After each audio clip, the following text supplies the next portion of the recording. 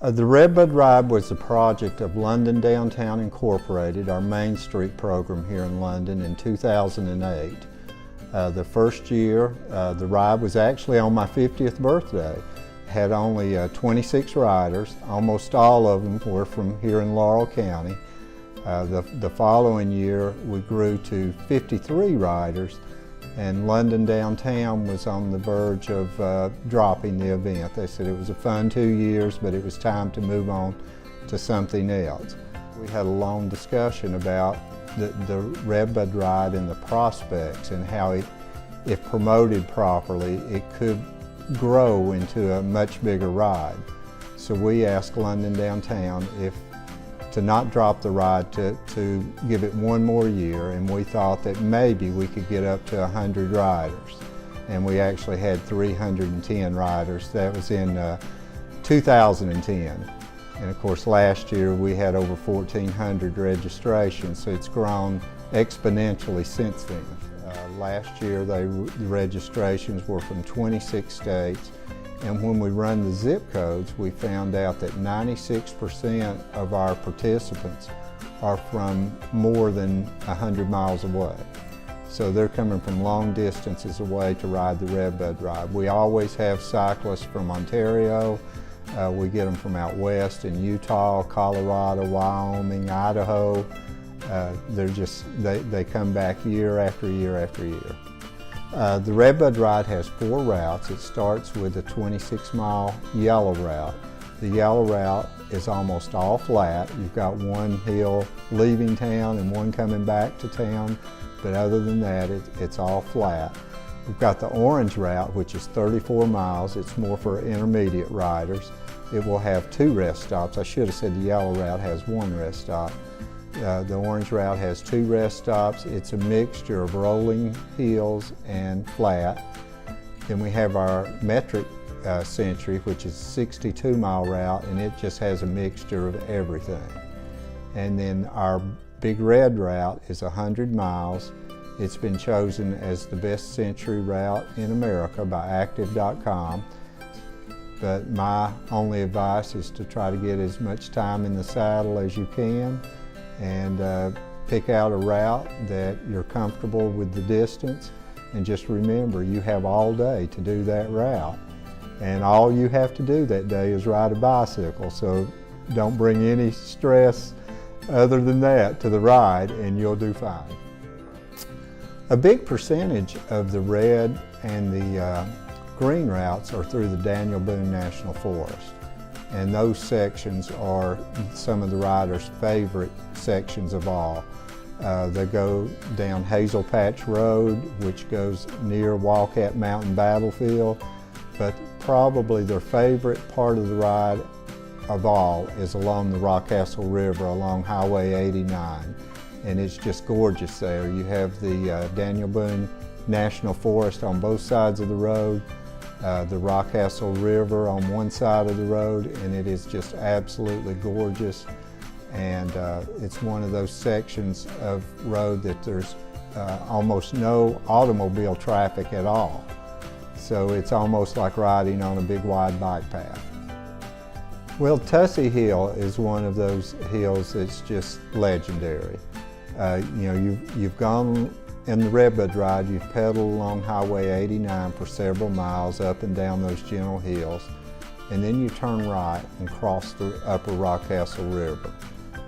When you turn right, you have about a quarter of a mile hill that's probably in the 12 to 13% slope category. You get to what you think is the top of that hill, and we've even seen people from out of town that have never done Tussy Hill before. They'll get off their bikes and celebrate and high five, we've done it, we've climbed Tussy Hill. Then they get back on their bikes, go around the curve, and they see this vertical wall right in front of them, which is the last section of Tussy Hill. It's only about 1/10 of a mile long, and it looks worse than it is, but it's this vertical wall just staring you right in the face. And then you get in your lowest gear you possibly have, and you climb that hill, and then you've made it to the top of Tussy Hill, and you ride another half mile or so and celebrate at the rest stop. Pam Thomas had the idea a few years ago to link our biggest century rides together to form the Kentucky Century Challenge. And she called me, and right away I said, yes, we want to be a part of this. We had just become the second biggest ride in Kentucky, second only to the Horsey 100. So the way that we set it up was that a person could ride 3 centuries and get a jersey. Now it's grown to 5. The Redbud ride and the Horsey 100 are permanent parts of the Kentucky Century Challenge. The other 3 rides will rotate, and it'll stay in each ride for 2 years and then rotate to another one. I talked to one fella a couple of years ago at the Jersey party that we have each winter. He was from Cleveland, Ohio, and he said, you know, he loved the Kentucky Century Challenge. And he said, you know what, this free jersey cost me over $1,200, but I don't regret a penny of it. Our expenses for this ride are greatly reduced because of community involvement. We have our London Laurel County Rotary Club that actually prepares breakfast free of charge. They don't charge the Redbud ride anything. We have our local Papa John pizza outlet that's owned by the Zellers family that provides pizza each year free of charge.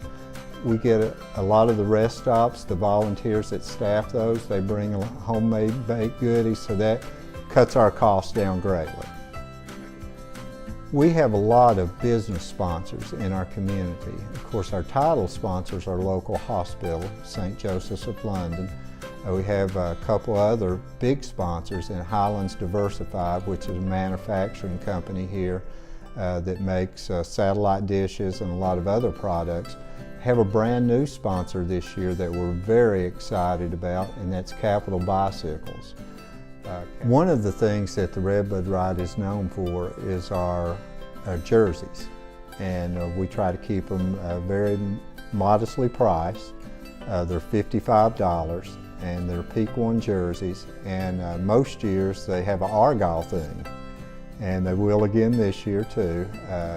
You can purchase the jerseys online when you register, or go to iamathlete.com and purchase the jerseys, and we have long sleeve and short sleeve.